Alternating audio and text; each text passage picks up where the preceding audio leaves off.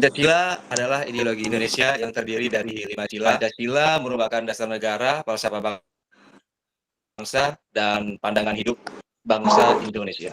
Nah, pada kesempatan kali ini kami dari Fakultas Psikologi UPH akan membahas mengenai nilai-nilai Pancasila yang diterapkan di suatu lembaga.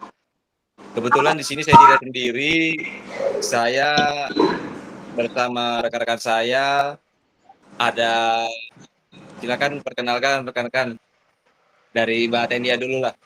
Perkenalkan, nama saya Tenia Kurniawati, saya dari Fakultas Psikologi UPH 2024. Terima kasih. Kemudian boleh Mbak Francisca ini memperkenalkan diri.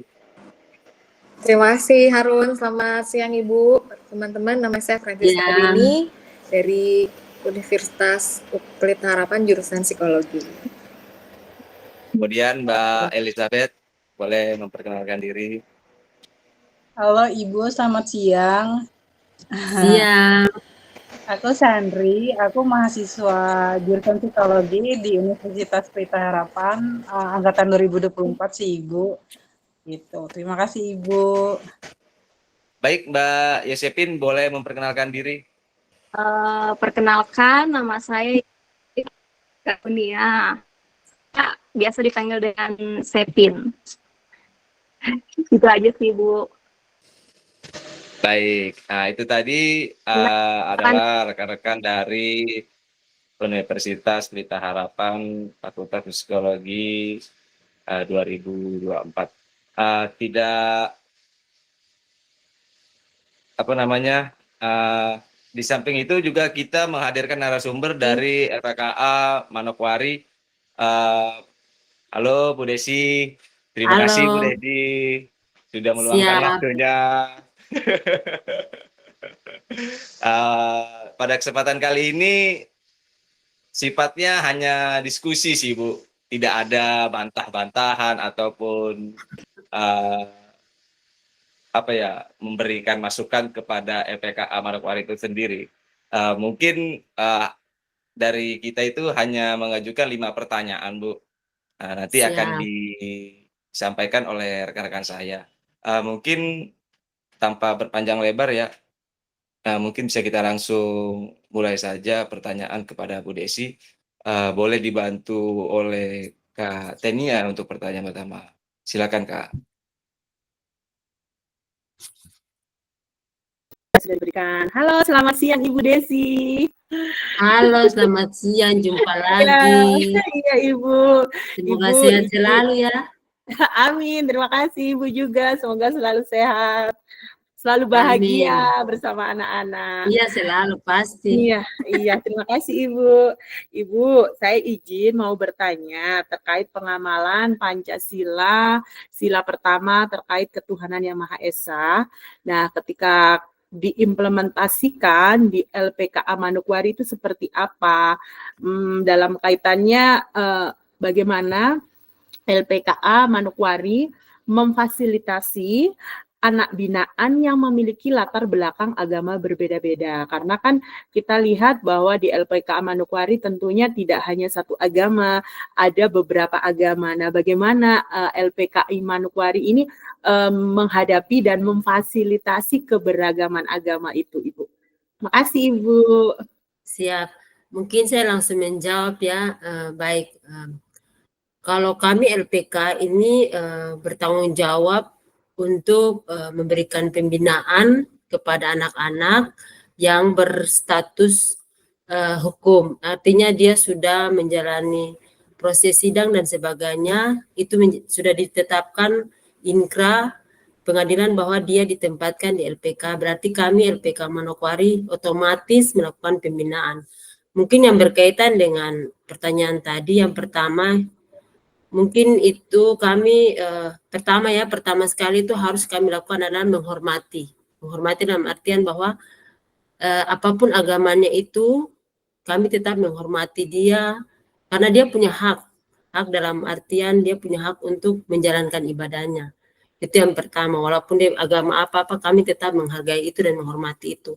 Yang kedua, kami menyediakan fasilitas Walaupun kami di LPK ini dari bangunan kami ini pertama kali dibangun ini fasilitas ibadah, tempat ibadah memang tidak ada. Tetapi biar bagaimanapun kami punya tanggung jawab harus menyediakan itu.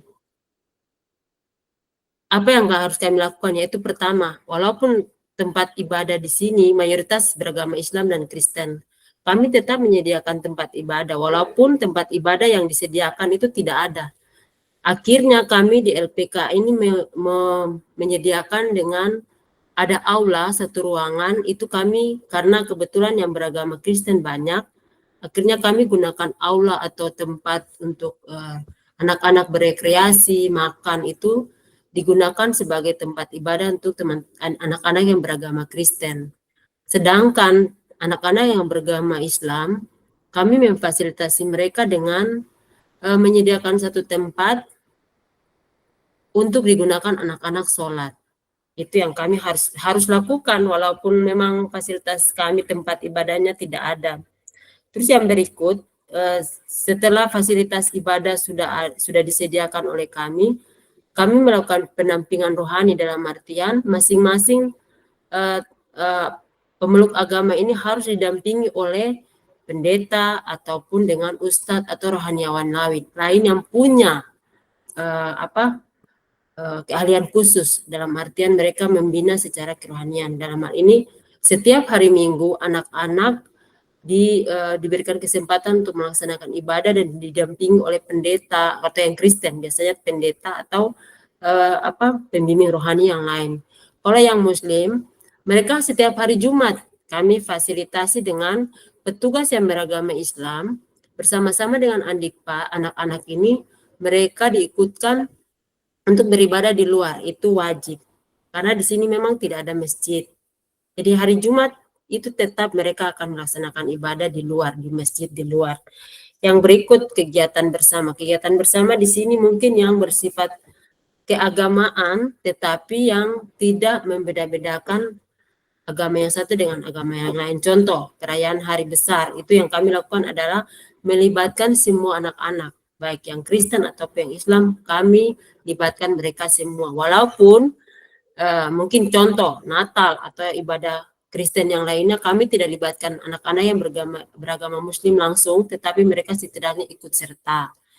Terus hal-hal itu yang akan kami lakukan untuk memfasilitasi mereka dalam hal melaksanakan ibadah mereka atau menjalankan ibadah mereka. Itu mungkin yang bisa saya sampaikan untuk menjadi hal yang memperkuat mereka untuk keimanan mereka masing-masing. Jadi kami tidak memaksakan anak-anak untuk harus ibadah di Kristen atau ke Islam harus tidak. Tetap mereka menjalankan ibadahnya masing-masing sesuai dengan kepercayaan mereka. Itu yang kami lakukan saat ini. Oke, baik. Terima Berarti kasih, Ibu. cukup mengayomi lah Bu ya. Iya. Iya, LPKA siap, itu siap. ya. Lebih Iya, mengayomi. siap. Toleransinya tinggi sekali ya, luar Iya. biasa. Sampai apa tuh? Saya catat di sini hari Jumat aja bagi yang Iya. Muslim itu diperkenankan untuk ke masjid gitu. Iya, betul. karena mereka Ini kan kemarin mereka tuh sebenarnya ada 4, cuma 2 sudah keluar, sisa 2. Jadi walaupun mereka 4 ataupun 5 tetap mereka diantar keluar, tetapi dengan ada dia punya kenyamanan. aturan-aturan. Ada dia punya SOP yang harus dikawal, anak-anak dikawal dengan petugas. Baik.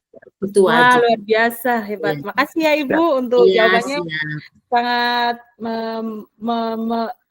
memuaskan kami. Ternyata di LPKA yang kami pikir bahwa di tempat pembinaan itu tidak sampai sedetail itu saat memfasilitasi agama anak-anak, tapi ternyata di luar ekspektasi kami.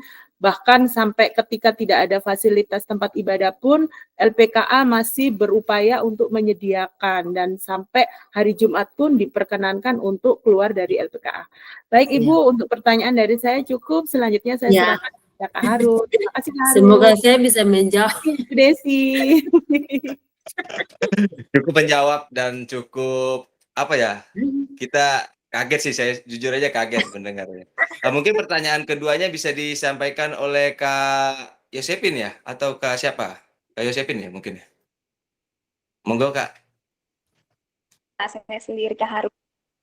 Ya, suara saya sudah cukup jelas ya, Ibu Desi, rekan-rekan semua. Ya, Ya, untuk pertanyaan selanjutnya, saya ingin menanyakan nih kepada pasangan kan oleh untuk anak.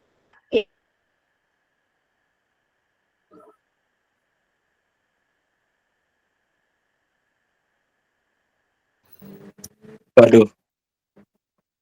Suaranya Nampaknya mungkin jaringan terputus. nih, jadi bisa ditambahkan Kak Harun aja. Ya mungkin jelas. nggak mungkin bisa diwakilkan. Halo ya, gimana Mbak Yosi? Ya, Aman? sepertinya saya harus off, nggak apa-apa ya Bu ya. Soalnya terkait ini jaringannya sepertinya sedang bermasalah di sini. Iya, off cam aja Mbak. Oke. Ya, untuk pertanyaan yang selanjutnya Bu Desi, saya ingin menanyakan, apa saja bentuk pembinaan yang diterapkan pada anak-anak berkasus hukum di LPKA? Seperti contoh, anak-anak yang berselisih. Seperti itu Bu Desi. Terima kasih. oh, oke, baik. Berselisih di sini maksudnya berselisih kontak fisik ataukah berselisih pendapat ataukah bagaimana nih? Izin Ibu, saya mau menambahkan mungkin karena jaringannya kurang bagus. Maksudnya pertanyaannya adalah apa saja bentuk pembinaan yang diterapkan pada anak-anak berkasus hukum di LPKA Manokwari. Mungkin pembinaan apa saja yang diberikan kepada anak-anak dari mulai pagi sampai malam. Mungkin seperti itu. Oke, baik. Oke. Baik, terima kasih ya pertanyaannya, izin menjawab. Beberapa pembinaan yang kami lakukan di LPK Manokwari terkait dengan mengubah perilaku anak-anak selama mereka menjalani hukuman di sini itu ada beberapa hal. Yang pertama, pembinaan pendidikan dan keterampilan. Kalau pendidikan di sini yang kami buat adalah pendidikan formal dan non formal. Kalau pendidikan formal di sini yang kami lakukan untuk tahun ini belum ya. Kalau untuk tahun kemarin, 2 tahun kemarin dan tahun kemarin itu anak-anak yang masih menjalankan, maksudnya mereka masih sekolah itu lalu mendapat permasalahan terus diputuskan untuk ke LPKA, mereka diberikan kesempatan untuk melanjutkan pendidikannya. Jadi ada beberapa anak itu sekitar 5 orang, kami memfasilitasi mereka untuk melanjutkan pendidikannya di sekolah tersebut. Walaupun sekolah asal mereka itu mereka tidak mengizinkan lagi untuk mereka melanjutkan pendidikannya di sekolah tersebut. Akhirnya kami memfasilitasi mereka dengan berkoordinasi dengan sekolah lain yang bersedia untuk menerima mereka. Dan itu kami sudah laksanakan sampai mereka bebas, mereka tetap melanjutkan pendidikan mereka di sekolah yang tadi yang sudah difasilitasi oleh kami. Terus yang pendidikan non formal itu mungkin kami melakukan kerjasama dengan beberapa yayasan yang bisa memberikan pendidikan, yaitu mungkin melalui pendidikan paket ya, paket A, paket B, paket C, itu yang kami sedang laksanakan. Cuma untuk tahun ini kami belum laksanakan karena program pemerintah sekarang yaitu efisiensi anggaran. Jadi kami untuk sementara masih cari jalan bagaimana supaya anak-anak ini difasilitasi untuk melanjutkan pendidikan mereka.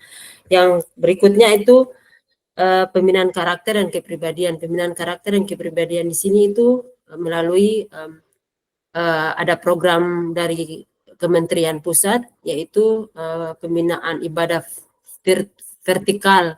Jadi dari pusat mereka melaksanakan program itu dan semua lapas-lapas rutan LPK, lapas perempuan wajib untuk diikutkan. Dalam artian warga binaannya sama anak binaannya wajib diikutkan untuk pembinaan kerohanian mereka. Terus yang berikut ada satu yayasan, yaitu Yayasan Huang Lausi, itu yang sudah bekerja sama dengan kementerian kami untuk dilaksanakan setiap hari Selasa dan hari Jumat. Itu wajib untuk dilaksanakan kepada warga binaan dan anak binaan. Terus yang berikut itu pembinaan psikologis dan konseling, itu kami sedang laksanakan, yaitu kami kerjasama dengan Dinas Pemberdayaan Perempuan dan Perlindungan Anak dengan mendatangkan seorang psikolog dan konseling. Mereka melaksanakan konseling, konsultasi dengan anak-anak supaya mereka bisa, anak-anak ini bisa menyampaikan apa yang menjadi pemikiran mereka, apapun yang ada dalam ini, supaya psikolog atau konselor itu mereka mampu untuk mengatasi semua permasalahan yang dialami oleh anak-anak mereka. Terus mungkin pendampingan pribadi di sini yang kami lakukan adalah kami di lapas itu melalui sidang intern kami untuk menunjuk petugas menjadi wali. Wali di sini contoh seperti kayak orang tua begitu. Jadi kami dari hasil sidang itu, hasil rapat itu kami menunjuk petugas untuk menjadi wali. Macam contoh satu anak dia punya walinya ini. Jadi dari situ dia sebagai orang tua. Jadi penilaian dari orang tua itu kepada tim. Oh, anak ini dia layak untuk dijadikan tamping atau mungkin orang yang bisa keluar, anak-anak yang bisa keluar masuk begitu. Itu melalui sidang juga. Terus rehabilitasi yang kami lakukan yaitu reintegrasi. Maksudnya anak-anak yang sudah menjalani 2/3 atau setengah dari masa hukumannya diberikan pendidikan keterampilan supaya pada saat dia bebas melapor ke Bapas, dia bisa dipekerjakan. Memang betul anak-anak tidak bisa dipekerjakan, tetapi itu menjadi bagian harus kami lakukan untuk memfasilitasi anak itu sebelum dia bebas. Yang berikut mungkin yang kami lakukan tiap hari adalah kegiatan rekreasi dan olahraga, itu rutin dan wajib. Kalau olahraga ini kami lakukan setiap pagi dan sore. Kalau rekreasi ini kami di sini biasanya disebut Rabu Gembira. Rabu Gembira ini kami biasa mengadakan nonton bersama. Jadi anak-anak difasilitasi untuk rekreasi, nonton bersama. Terserah mereka mau cari film apa, yang penting didampingi oleh petugas. Mereka tidak duduk sendiri untuk nonton. Jadi kita memberikan film-film yang menginspirasi, mengedukasi, supaya membentuk karakter anak-anak. Mungkin Bapak teman-teman ini lebih paham, karena teman-teman kan orang psikolog, calon-calon psikolog, jadi mungkin lebih paham. Itu yang mungkin kami lakukan saat ini. Karena memang keterbatasan tempat, tapi kami upayakan supaya semua itu jalan, supaya anak-anak tidak menjadi jenuh, bosan, stres, ujung-ujungnya yang mungkin karena sudah tidak mampu menjalani, karena rata-rata hukumannya mereka 5 tahun, karena anak-anak. Kalau dewasa ya paling mungkin lewat dari kan anak-anak, jadi dilindungi undang-undang, akhirnya hukuman mereka maksimal 5 tahun. Itu penjelasan daripada kami. Minta maaf ya kalau terlalu panjang lebar, karena memang itu kenyataan yang terjadi. Supaya saya mempromosikan pembinaan yang kami lakukan di LPKA, supaya jangan di luar sana menganggap bahwa kami di lapas ini seperti tindak kekerasan gitu. Tidak ada. Kami dilarang. Kalau kami melakukan kekerasan terhadap anak-anak berarti pangkat kami dicopot, kami mendapat hukdis. Kasihan kan kami, ya begitu. Kak Harun, jadi kayaknya di penjara, maksudnya di tempat pembinaan, di lapas, jadi kayak rasa pesantren ya, kayak rasa asrama ya. Iya. Nggak ada suasana yang mencekam, mengerikan, benar nggak? Karena kami punya mau nanya satu aja nih, Bu Desi, itu rekreasinya ke mana ya Bu? Misalnya kalau kayak di sini kan ada Ragunan gitu, apa kemana? Oh tidak, izin. Kalau kami di sini rekreasi 1 hari full itu anak-anak nonton. Nonton saja. Jadi mereka tidak melakukan kegiatan lain selain nonton.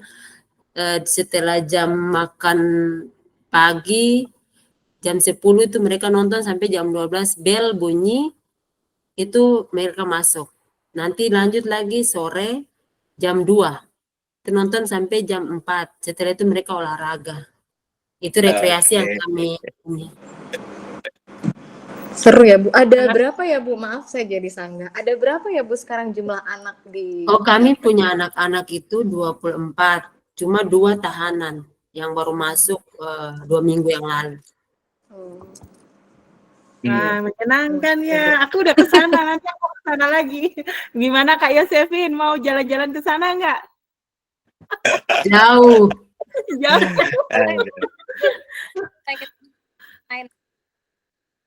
Cuman Gimana saya Kak Yosepin? Ada pertanyaan tambahan kah? Apa mau dilanjut ke pertanyaan ketiga? lanjut ke pertanyaan ketiga aja. Sejauh ini saya belum ada pertanyaan nih Bu, rekan-rekan semua. Terima kasih. Iya. Oke. Mungkin untuk pertanyaan bertiga diwakili oleh Kak Elizabeth. Monggo Kak.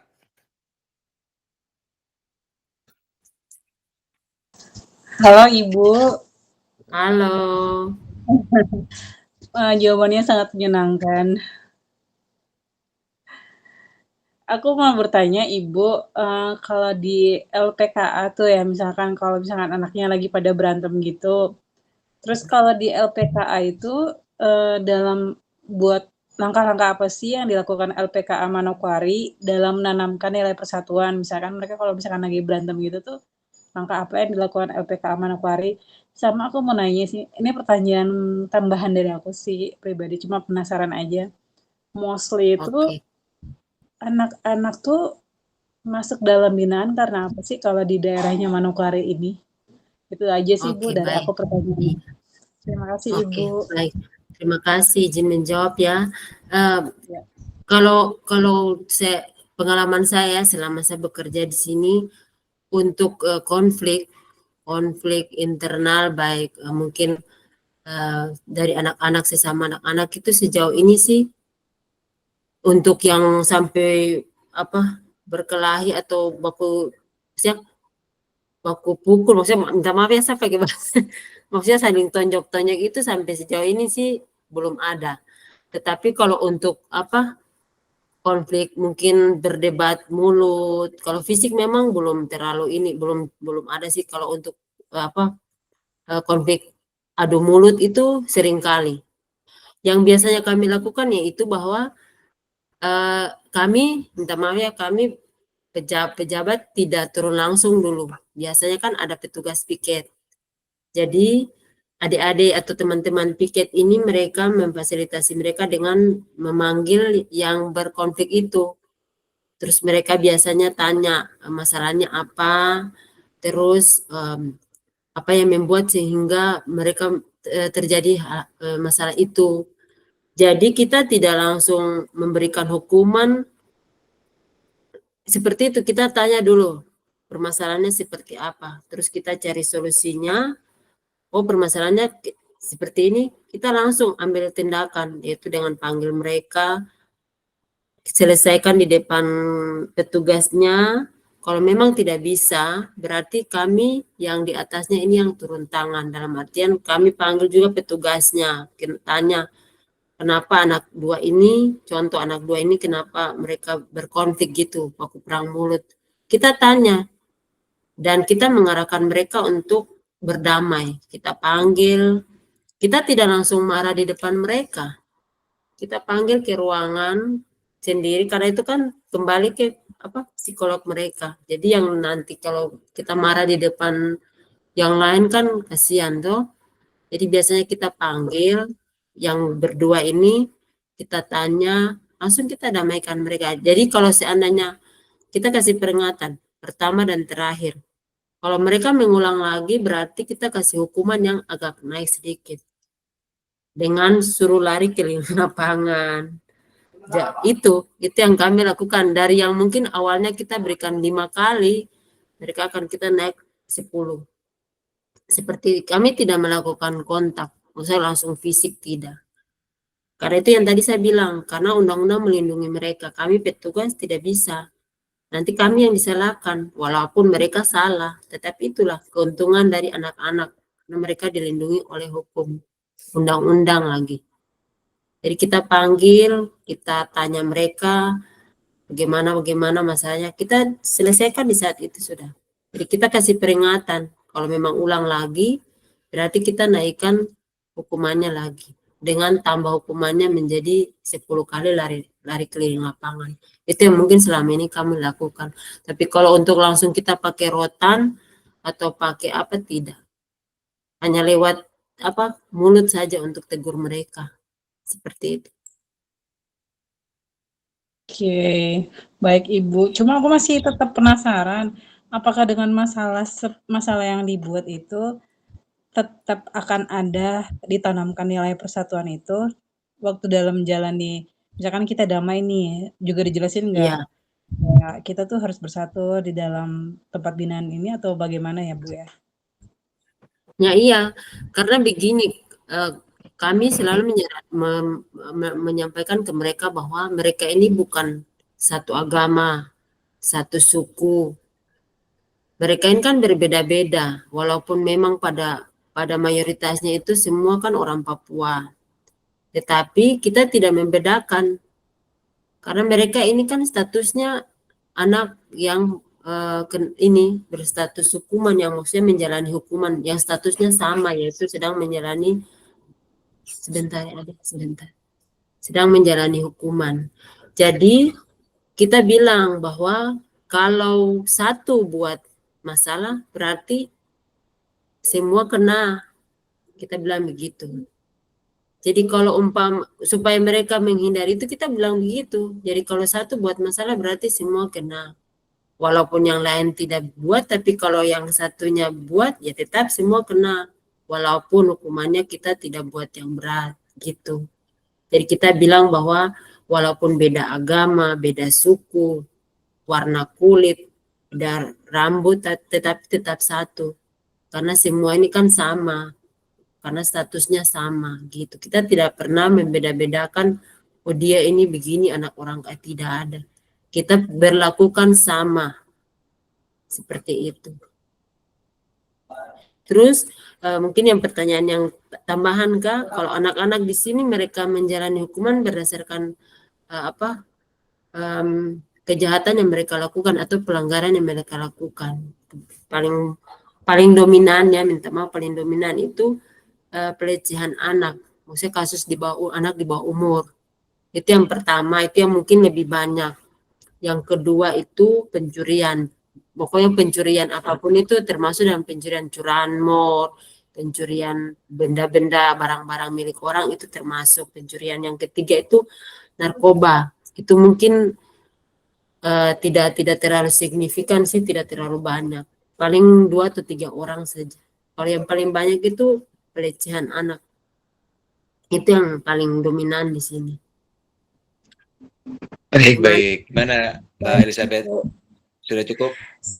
Sudah cukup menjelaskan sekali dengan detailnya. Oke, pertanyaan keempat aja ya langsung ya. Boleh Kak Tenia? Boleh Kak, tapi kayaknya tadi Kak Yosefin ada angkat tangan deh. Mungkin Kak Yosefin mau ada pertanyaan lagi yang untuk topik yang Kak Elizabeth sampaikan.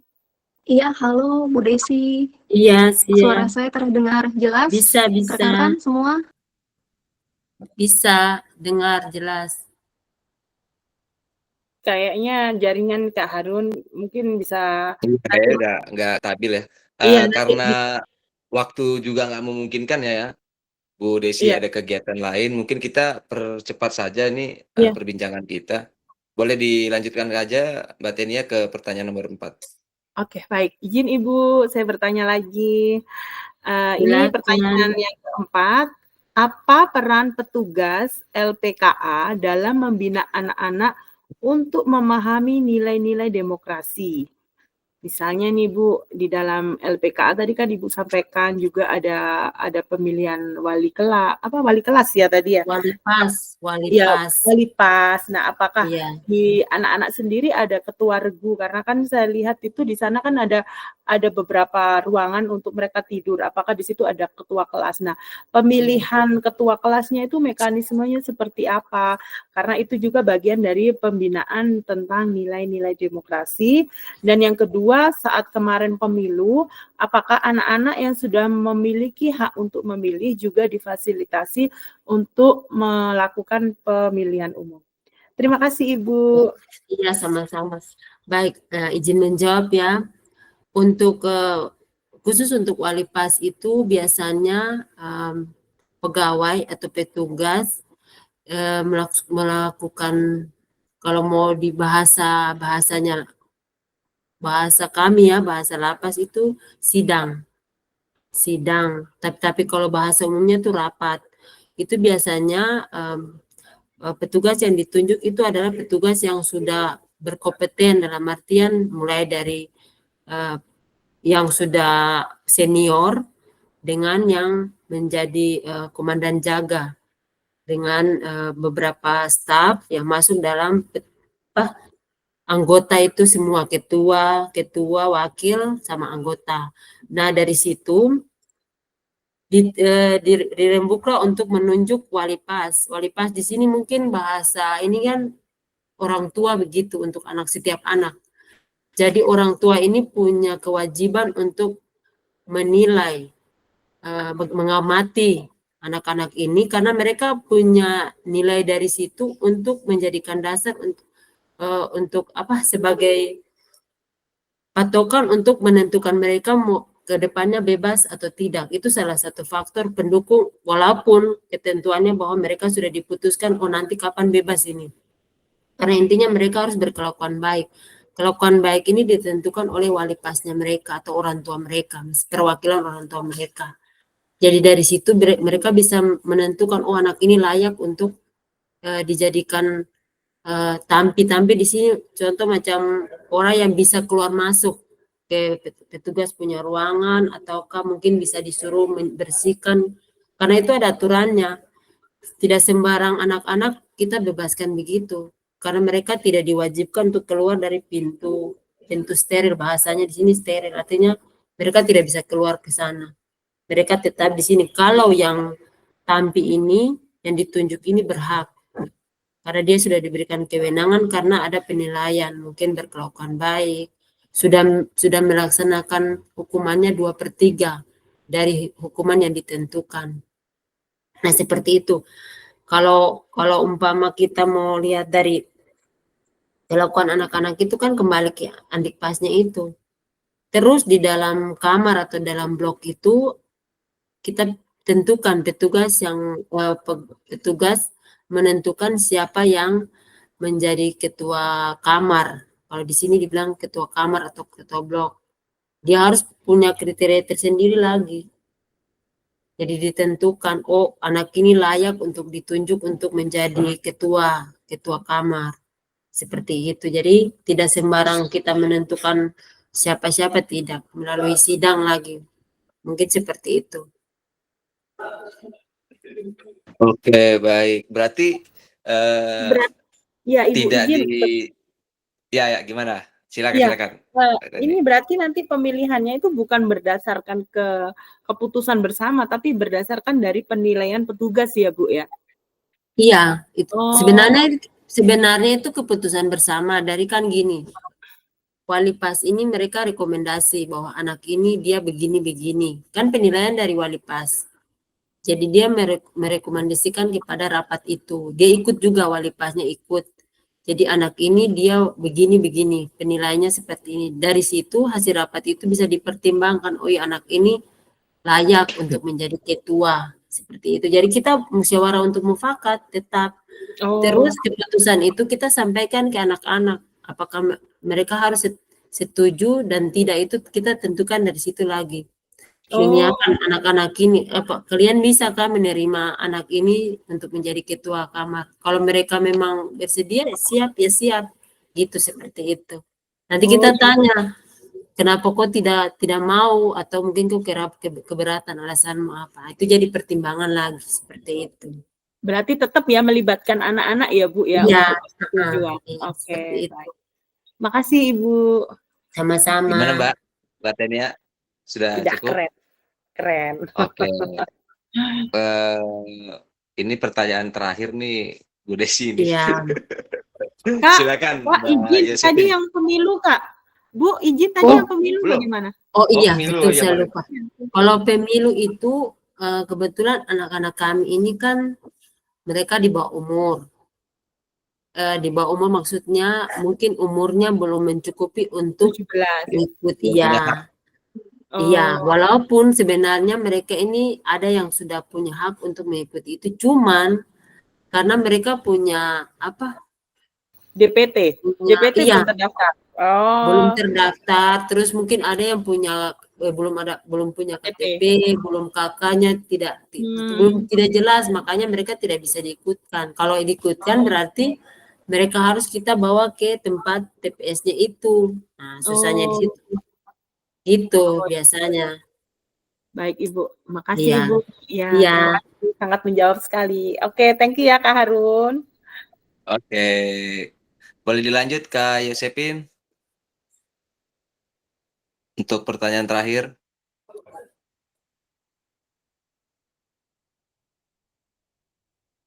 Halo. Sepertinya masih terkendala koneksi juga. Bisa diwakilkan Kak Elizabeth atau Kak Tenia mungkin? Bisa dibantu untuk pertanyaan terakhir. Kak Elizabeth atau saya yang bantu mewakilkan? Siapa aja yang berkenan lah. Aku tawarkan Kak Elizabeth dulu. Kata ini Oh, aja saya. soalnya Oke. laptop aku mati. Oke, baik. Saya izin ya.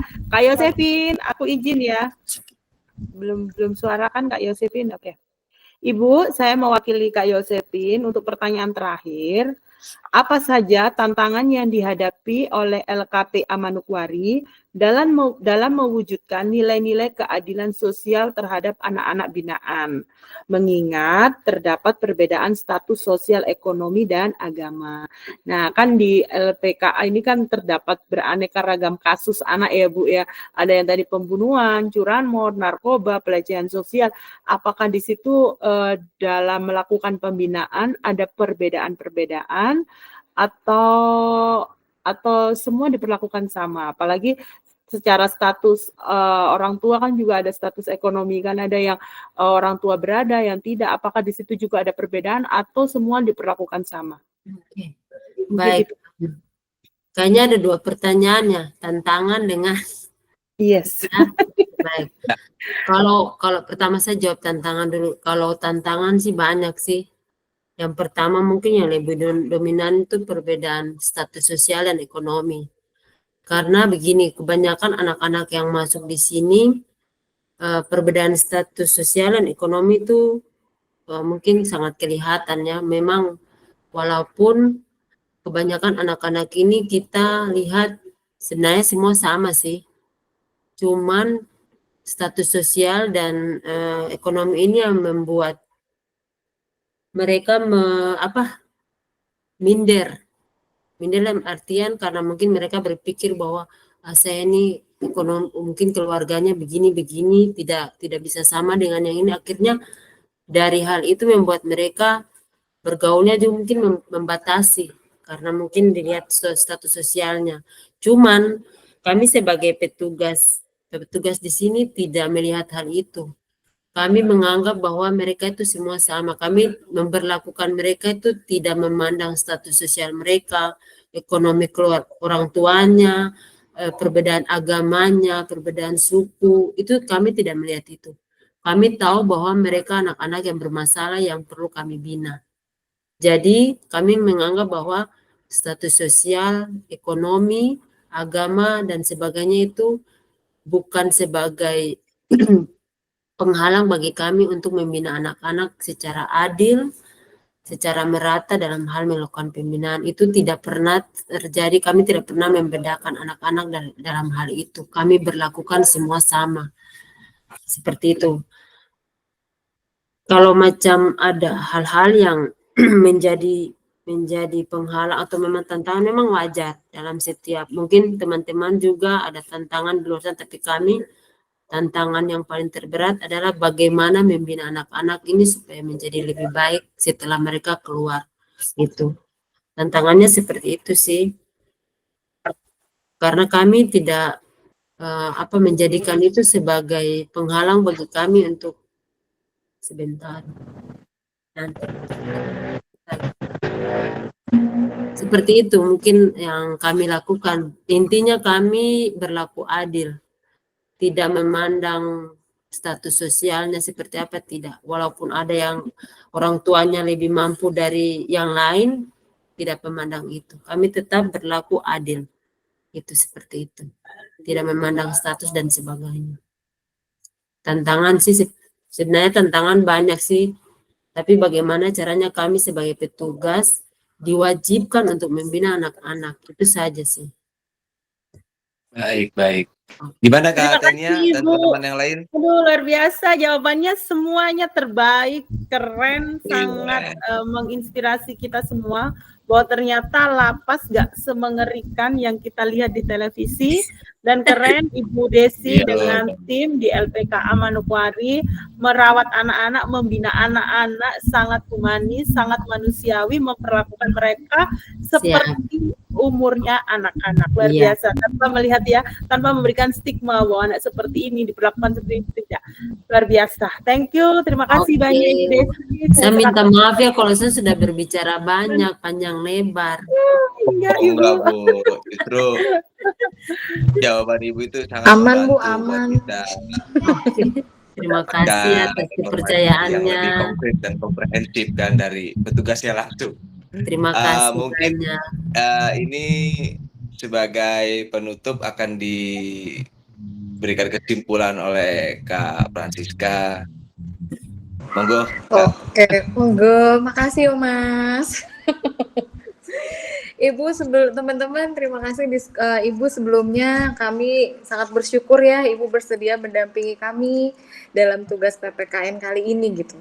Satu Siap. fakta yang kami ambil dari sini adalah Bu, bahwa semua anak sebenarnya di mata hukum pun tuh Indonesia atau Pancasila semua juga dari walaupun mereka dihukum, tapi ternyata dari lapas sendiri memberikan pembinaan yang cukup sangat baik. Kami sangat apresiasi sekali Ibu bahwa ternyata Pancasila mulai dari sila 1 sampai 5 yang tadi kita tanya jawab sebelumnya, yang kita diskusikan, ternyata benar-benar diterapkan dalam sebuah lapas yang kami pikir tempat yang begitu untuk menghukum anak-anak, ternyata menjadi sebuah tempat pembinaan yang baik. Tentunya mereka setelah keluar dari lapas diharapkan juga menjadi pribadi yang lebih baik lagi dari pembinaan lapas yang boleh tadi Ibu jabarkan adanya dari sila 1 ya Bu, saya coba jabarkan sendiri dari sila 1 tentang ketuhanan yang Maha Esa. Dari pihak lapas Manokwari memberikan begitu banyak kesempatan untuk anak-anak menghormati setiap agamanya dan menghormati bahwa anak pun memiliki hak untuk menjalankan agama mereka.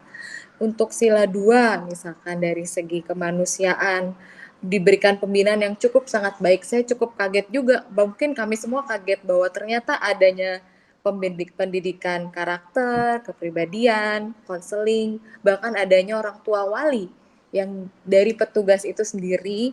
Lalu ada Rabu Gembira yang memang setiap anak pun memiliki hak juga untuk bergembira biar seimbang ya Bu ya, bahwa mereka ketika keluar nggak dijudge, kamu tuh dari lapas, kamu tuh dari ini, tapi mereka merasakan bahwa aku diterima dengan baik, sangat memanusiakan manusia sekali aku di sini gitu ya.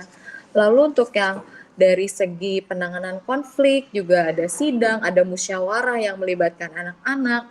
Dalam segi demokrasinya diberikan kesempatan mereka, dia juga memiliki suara di lapas tersebut. Dari segi keadilan sosial, dari segi perbedaan status dan tantangan yang Bapak Ibu alami di LPK Manokwari, itu kami sangat apresiasi sekali Bu untuk menangani dari berbagai macam kasus tadi ya, ada macam-macam, tapi ditanamkan juga bahwa kita selalu adil di sini menangani semuanya dalam keadilan sosial yang adil dan merata. Semoga makna Pancasila ini juga anak-anak bisa sebarkan lagi ketika mereka lepas dan menjadi sebuah nilai yang bahwa Pancasila ini adalah jati diri kita, bahwa ideologi kita yang harus ditanamkan dari sejak dini. Walaupun mereka dibina, ditahan, tapi Pancasila itu harus selalu menjiwai mereka gitu Bu. Terima kasih banyak Ibu Desi dan seluruh petugas lapas. Terima kasih untuk ya itulah, saya sampai nggak bisa berkata-kata Bu, luar biasa. Kan ada motonya ya Bu ya. Kalau lapas itu motonya apa ya Bu? Pengayoman apa Bu ininya Bu? Apanya? Oh, kami sudah bisa kementerian, jadi untuk sementara kami punya lambangnya sudah beda. Ini masih sementara karena masih pakai yang lama. Oh Kami iya iya. Iya Bu. Oke, baik kementerian sendiri. teman-teman. Lagi makasih banyak Ibu Desi sudah Ya, berkenan terima kasih direpotkan dan banyak, tunggu kedatangan saya Desi. nanti bulan depan. Oke, ditunggu ya. Karena Ibu Jawi. dari 30 menit ya sepertinya ya teman-teman ya. Iya, 30 menit. Karena menyenangkan sekali Iya. loh Mas, nggak Gak kerasa. kerasa, padahal 10 menit tadinya kan bisa hanya panjang. 15 menit Bu. Niatnya kita tuh hanya 15 menit, tapi dengan pemaparan Ibu tuh cukup membuat kita itu excited gitu kan Bu ya. Iya. Dan kagum Biasa riset ini ya. gitu. Terima Kok bisa kasih. gitu loh. Bahkan kita aja belum tentu sama orang-orang terdekat kita melakukan hal-hal seperti itu. Iya, betul. Kita nih harus Iya. sabar, Betul. sabar menghadapi anak. Iya. Betul. Iya, Ibu Desi memang sabar banget Mendingan orang. membina orang dewasa daripada anak-anak. Tapi ya begitu Tuhan, kita jalani saja, kita syukuri. Semua tuh baik. Baik, makasih banyak Oke. ya Ibu untuk Oke, sama-sama. Teman-teman. Minta maaf juga ya. Baik, Orang sekali lagi terima kasih banyak. Mungkin di lain waktu kita bisa berbincang-bincang lagi. Oke. Akhir kata saya harus pamit undur diri dan teman-teman lain silakan untuk mengucapkan terima kasih dan say goodbye kepada Bu Desi. Iya. Terima Terima kasih, Ibu. Bu. Selamat siang. Sama-sama. Ya. Sampai jumpa. Ya. Oke Ibu, makasih. Oke, terima kasih Bu. Makasih, Ya. Bu. Oke, Semangat ya Bu.